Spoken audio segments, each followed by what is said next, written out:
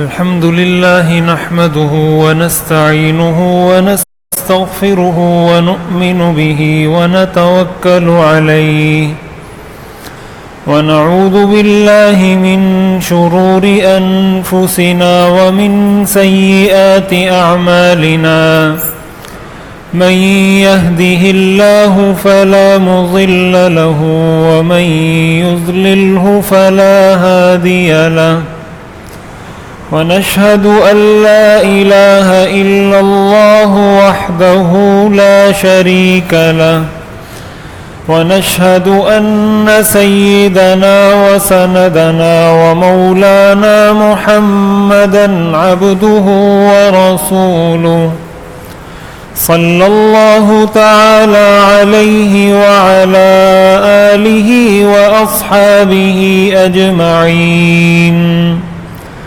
أما بعد فأعوذ بالله من الشيطان الرجيم بسم الله الرحمن الرحيم لقد كان لكم في رسول الله أسوة حسنة وقال الله تعالى إن الله لا يغير ما بقوم حتى يغيروا ما بأنفسهم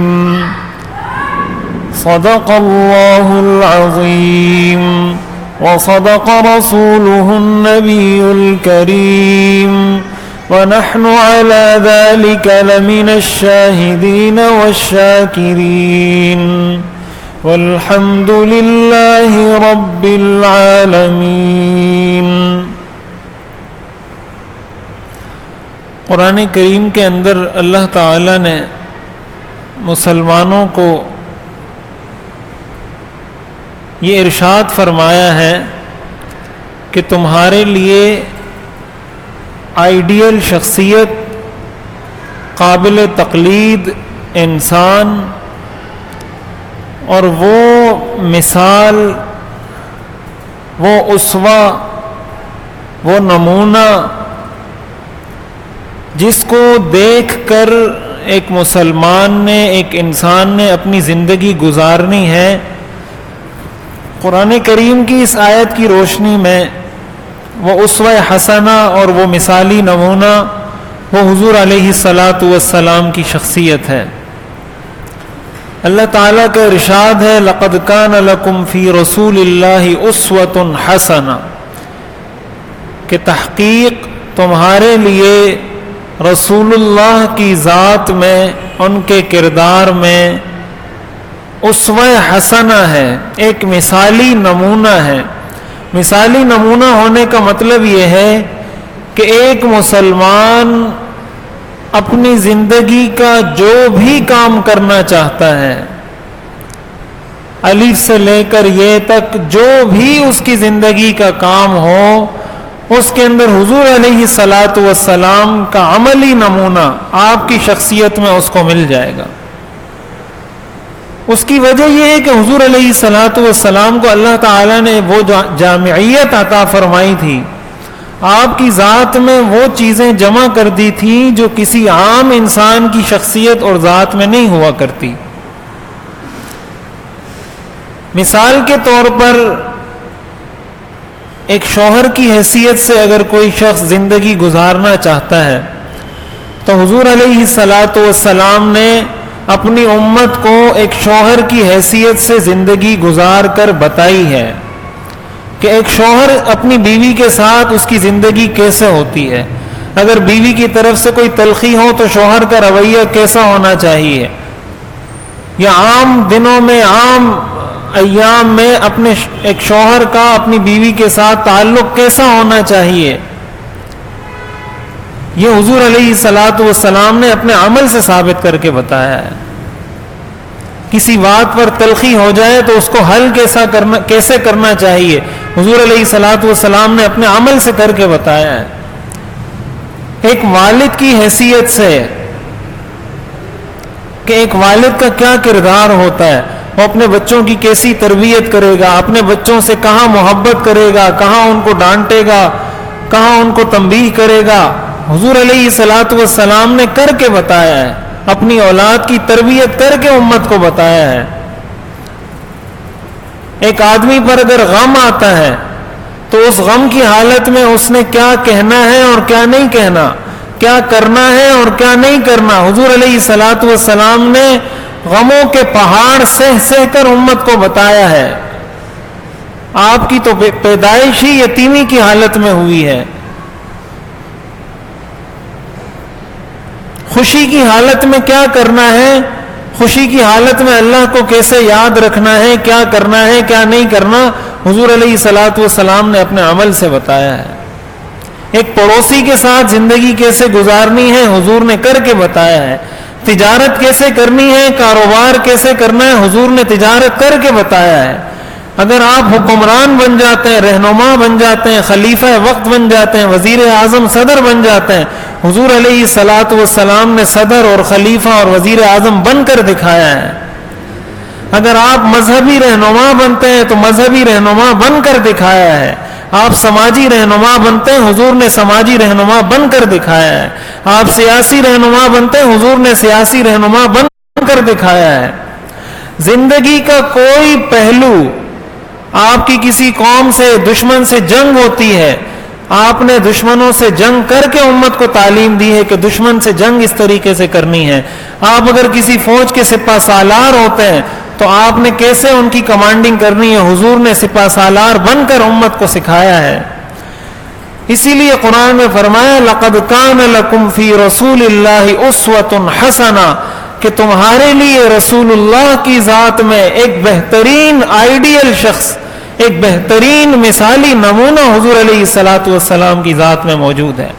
اور یہ جامعیت اس دنیا میں کسی اور کو حاصل نہیں ہوئی۔ آپ دنیا کے کسی بھی مشہور کسی فلاسفر کا نام اٹھا لیں، کسی انجینئر کا نام اٹھا لیں، کسی سائنسدان کا نام اٹھا لیں، تو وہ آپ کو کسی خاص موضوع میں رہنمائی کرتا ہوا نظر آئے گا۔ کوئی اگر بہت بڑا فلسفی ہے تو وہ آپ کو یہ تو بتائے گا کہ فلسفیانہ گفتگو آپ نے کیسے کرنی ہے، فلسفیانہ مباحثہ اور بحث کس طرح کرنی ہے، لیکن وہ آپ کو یہ نہیں بتائے گا کہ گھر میں بچوں کے ساتھ زندگی کیسے گزارنی ہے۔ ایک سائنسدان آپ کو اپنی فیلڈ کی ساری معلومات فراہم کر دے گا، لیکن وہ آپ کو یہ نہیں بتائے گا کہ آپ نے کاروبار کس طریقے سے کرنا ہے۔ یہ جامعیت حضور علیہ الصلوۃ والسلام کے علاوہ کسی میں نہیں ہے۔ تو ایک تو ہمارے ذہنوں میں یہ بات بالکل پختہ اور مضبوط ہونی چاہیے کہ ہم جو بھی سٹیپ لیں، جو بھی قدم اٹھائیں، جو بھی کام کریں، تو پہلے ہم تھوڑی دیر کے لیے سوچیں کہ حضور علیہ الصلوۃ والسلام نے اپنی زندگی کا یہ عمل کس طریقے سے کیا ہوگا۔ حضور علیہ الصلوۃ والسلام نے اپنی زندگی اس موڑ پر، اس کام کے موقع پر کس طریقے سے گزاری ہوگی۔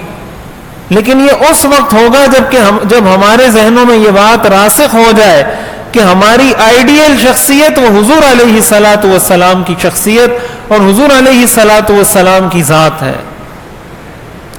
اگر ہم رسول اللہ صلی اللہ علیہ وسلم کی ذات کے علاوہ کسی اور کو اپنا آئیڈیل بناتے ہیں تو ظاہر ہے کہ اس وقت پھر ہمیں اس اتباع کی توفیق نہیں ہو سکتی۔ اگر ہم نے اپنا آئیڈیل کسی مغربی ملک کو بنایا ہوا ہے، ہم نے اپنا آئیڈیل کسی اداکار کو بنایا ہوا ہے، ہم نے اپنا آئیڈیل کسی گلوکار کو بنایا ہوا ہے، تو زیادہ سے زیادہ آپ کیا کر لیں گے؟ آپ اس کی طرح بال بنا لیں گے، آپ اس کی طرح لباس پہن لیں گے، آپ اس کی طرح داڑھی کو کوئی فرنچ کاٹ لیں گے یا کوئی شیو کر لیں گے، یا کوئی اس کے جو اس نے ڈیزائن بنایا وہ ڈیزائن کر لیں گے۔ یہی ہوگا نا زیادہ سے زیادہ۔ یا وہ گلوکار آپ کو یہ بھی بتائے گا کہ بیوی کے ساتھ آپ نے زندگی کیسے گزارنی ہے۔ اپنا ظاہر آپ بنا لیں گے اس کی طرح۔ آپ نے جس اداکار، جس گلوکار کو اپنا آئیڈیل بنایا، زیادہ سے زیادہ آپ ظاہر کو فالو کریں گے، اس کا لباس، اس کا طریقہ کار، اس کے بال، ان چیزوں کو آپ فالو کریں گے۔ آپ کو تو یہ نہیں پتا کہ اس کی گھریلو زندگی کیسی ہے، اس کی معاشرتی زندگی کیسی ہے، اس کی تجارت کیسی ہے، پڑوسیوں کے ساتھ کیسے رہتا ہے، بچوں کے ساتھ کیسے رہتا ہے، بڑوں کے ساتھ کیسے رہتا ہے۔ یہ وجہ ہے جس کی وجہ سے ہم ٹھوکر کھاتے ہیں، جس کی وجہ سے ہم نقصان اٹھاتے ہیں، کہ ہمیں حضور علیہ الصلوۃ والسلام کے علاوہ یہ جامعیت نہیں مل سکتی، یہ جامعیت ہمیں نہیں مل سکتی حضور علیہ الصلوۃ والسلام کے علاوہ۔ اگر ہم حضور کو اپنا آئیڈیل بنا لیں گے تو پھر ہمیں کئی ٹھوکر نہیں کھانی پڑے گی۔ چنانچہ حضور علیہ الصلوۃ والسلام کی زندگی بچپن سے اگر دیکھی جائے، آپ نے جو بچپن سے زندگی گزاری ہے، میں اس کی ایک مثال دیتا ہوں۔ حضور علیہ الصلوۃ والسلام کی پیدائش ہوئی، آپ یتیم تھے، آپ کی ولادت سے پہلے 2 مہینے پہلے آپ کے والد کا انتقال ہو چکا تھا۔ آپ کی عمر 6 سال ہوئی، آپ کی والدہ کا سایہ بھی سر سے اٹھ گیا۔ 8 سال آپ کی عمر ہوئی، آپ کے دادا جو آپ کی سرپرستی کرتے تھے ان کا بھی انتقال ہو گیا۔ دنیا میں کوئی سرپرست حضور علیہ الصلوۃ والسلام کا نہیں بچا، ظاہری اسباب کو دیکھتے ہوئے۔ والد کا انتقال پہلے ہو گیا، والدہ کا انتقال 6 سال بعد ہو گیا، دادا سرپرستی کرتے تھے، دادا کا انتقال ہو گیا۔ اب آپ کی سرپرستی شروع کی آپ کے چچا ابو طالب نے۔ جب حضور علیہ الصلوۃ والسلام کی عمر کوئی 10 یا 11 سال تھی تو ظاہر ہے آپ کے والدین، دادا، ان کا تو انتقال ہو چکا تھا، تو آپ کی سرپرستی، کفالت، پرورش کرنے والے وہ ابو طالب تھے جو آپ کے چچا تھے، حضرت علی رضی اللہ عنہ کے والد تھے۔ اب اس وقت، اس زمانے میں جب کہ آپ کی عمر 10 یا 11 سال تھی، حضور علیہ الصلوۃ والسلام نے بکریاں چرانا شروع کی۔ حضور علیہ الصلوۃ والسلام کو اللہ تعالی نے پہلے سے منتخب کر لیا تھا کہ ان کو میں نے اپنا آخری نبی بنانا ہے، خاتم الانبیاء بنانا ہے، امام الانبیاء، سید الانبیاء بنانا ہے۔ حضور علیہ الصلوۃ والسلام نے بکریاں چرانا شروع کی، اور وہ بکریاں آپ نے کیوں چرائیں؟ وہ آپ نے اس لیے چرائیں کہ آپ کے جو چچا تھے ابو طالب، وہ انتہائی غریب تھے، وہ اتنے غریب تھے کہ وہ اپنے بچوں کی پرورش نہیں کر پاتے تھے۔ ان کے بھائیوں نے ان کے بچوں کو تقسیم کر لیا تھا کہ آپ کے فلاں بیٹے کی پرورش میں کروں گا، فلاں بیٹے کی پرورش میں کروں گا، فلاں بیٹے کی پرورش میں کروں گا۔ وہ اپنے بچوں کی پرورش کرنے سے قاصر تھے۔ حضور علیہ الصلوۃ والسلام نے ان کا بوجھ کم کرنے کے لیے بکریاں چرانا شروع کی، اور حضور علیہ الصلوۃ والسلام نے فرمایا ما بعث اللہ نبیا الا رعى الغنم، کہ اللہ نے جس نبی کو اس دنیا میں بھیجا ہے اس نے بکریاں ضرور چرائی ہیں۔ یہ بخاری شریف کی روایت ہے۔ ہر نبی نے دنیا میں آ کر بکریاں چرائی ہیں۔ یہ اللہ تعالیٰ کی طرف سے ان کی تربیت مقصود ہوتی ہے کہ کس طریقے سے تم نے اپنی قوم کو لے کر چلنا ہے، کس طریقے سے قوم کو چلانا ہے۔ تو مورخین نے، سیرت نگاروں نے یہاں پر یہ بات لکھی ہے کہ آخر آپ کو کیا ضرورت تھی کہ آپ بکریاں چراتے 11 سال کی عمر میں۔ پھر جب انسان اتنا لاڈلا ہو اور اتنی اس کے اندر کوالٹیز ہوں، اور دنیا کو پہلے سے پتا ہو کہ ان کو اللہ نے نبی بنانا ہے، تو ایسے شخص کو کیا ضرورت ہے بکریاں چرانے کی؟ آپ بکریاں اس لیے چراتے تھے کہ کچھ تھوڑے بہت پیسے کماؤں اور وہ کما کر اپنے چچا کو لا کر دوں تاکہ ان کا بوجھ کم ہو اور میں ان پر بوجھ نہ بنوں۔ ان کی طرف سے مطالبہ نہیں تھا۔ حضور علیہ الصلوۃ والسلام از خود جا کر یہ کام کرتے تھے، جو پیسے ان کو ملتے تھے وہ پیسے لا کر اپنے چچا کو دیتے تھے۔ اب اس سے ہمیں کیا درس ملتا ہے؟ حضور علیہ الصلوۃ والسلام اسوہ حسنہ ہے۔ ہمیں اس سے یہ درس ملتا ہے کہ ہم آج اپنے بچوں کی تربیت کس طریقے سے کرتے ہیں۔ ہم بچوں کو لاڈ پیار دیتے ہیں، اتنا لاڈ پیار دیتے ہیں کہ بسا اوقات وہ کسی کام کا ہی نہیں رہتا۔ وہ 20 سال کا بھی ہو جائے، 22 سال کا بھی ہو جائے، 25 سال کا بھی ہو جائے، اس میں اتنی ہمت نہیں ہوتی کہ وہ باہر جا کر کوئی کام کرے، کوئی کما سکے، اپنے والدین کے لیے سہارا بن سکے۔ ہم نے بچوں کو اس چیز کی عادت نہیں ڈلوائی ہوتی۔ اور پھر کتنے بچے ایسے ہیں جو نہ پڑھتے ہیں، نہ کام کرتے ہیں، نہ ان کی کوئی مصروفیت ہے، نہ ان کا کوئی بڑا ان سے پوچھتا ہے، نہ ان کا کوئی بڑا ان کو سمجھاتا ہے کہ آپ کام کریں، اپنے گھر والوں کے لیے کچھ سہارا بنے، اپنی والدہ کے لیے، اپنے والد کے لیے سہارا بنے. یہ چیز ان کو کوئی نہیں بتاتا. یہ حضور علیہ الصلاۃ والسلام کی سیرت کا حصہ ہے. آپ نے اپنے بچپن میں یہ کام خود کر کے امت کو سکھایا ہے. 11 سال کی عمر میں بکریاں چرا کر اپنی امت کے نوجوانوں کو اور لڑکوں کو اس بات کی ترغیب دی ہے کہ ہمیشہ دوسروں پر ڈیپینڈنٹ رہنا، دوسروں پر موقوف رہنا، دوسروں کے سہارے پر چلنا یہ کوئی اچھی بات نہیں ہے. والدین کو چاہیے کہ اپنی اولاد کی شروع سے ایسی تربیت کرے کہ وہ جتنا جلد خود اپنے پاؤں پر کھڑا ہو سکے، جتنا جلد وہ خود کچھ کام کر سکے، بچوں کو ان چیزوں کی عادت ڈلوائی جائے. اس کا فائدہ یہ ہوگا کہ اس کی اپنی زندگی بھی ٹھیک ہو جائے گی.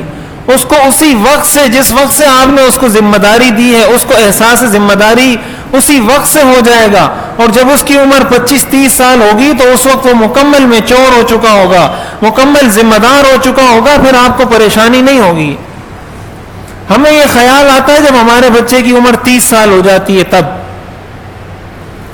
30 سال کے بعد پھر ہم چاہتے ہیں کہ اپنے بچے کو کچھ سمجھائیں کہ وہ اپنے پاؤں پر کھڑا ہو سکے. یا 25 سال اس کی عمر ہو جاتی ہے تب ہم اس کو سمجھاتے ہیں. اس سے پہلے ہم نے اس کو ہوا بھی نہیں لگنے دی ہوتی. تو پیار، محبت، لاڈ، ناز یہ ایک طرف، لیکن بچے کی تربیت یہ دوسری طرف. یہ اس کی زندگی کا ایک بہت بڑا حصہ ہے جس کو اس نے فیس کرنا ہے، جس کا اس نے مقابلہ کرنا ہے، برداشت کرنا ہے. اس کا تحمل اس نے ہر صورت میں اس دنیا میں کرنا ہے. یہ حضور علیہ الصلاۃ والسلام کی سیرت ہمیں سکھاتی ہے. قرآن کریم میں اللہ تعالیٰ نے ارشاد فرمایا ان اللہ لا یغیر ما بقوم حتی یغیروا ما بانفسہم. اللہ تعالیٰ کسی قوم کو اس وقت تک اس کی حالت تبدیل نہیں کرتا جب تک وہ خود اپنی حالت تبدیل نہ کرے. ہم اگر خود اپنی حالت تبدیل کریں گے، حالت تبدیل کرنے کا کیا مطلب؟ حالت تبدیل کرنے کا یہی مطلب کہ ہم اپنے بچوں کی تربیت کو ایک ذمہ داری سمجھ کر اور حضور علیہ الصلاۃ والسلام کی سیرت کو پڑھ کر کہ آپ نے اس عمر میں کیا کیا، 11 سال کی عمر میں آپ نے کیا کیا، 12 سال کی عمر میں آپ نے کیا کیا، 13 سال کی عمر میں کیا کیا. لیکن سوال یہ ہے کہ ہمارے بچوں کو یا ہمارے والدین کو سیرت کا تو پتہ ہو، سیرت کا کسی نے مطالعہ تو کیا ہو، حضور علیہ الصلاۃ والسلام کی زندگی تو کسی کے سامنے ہو.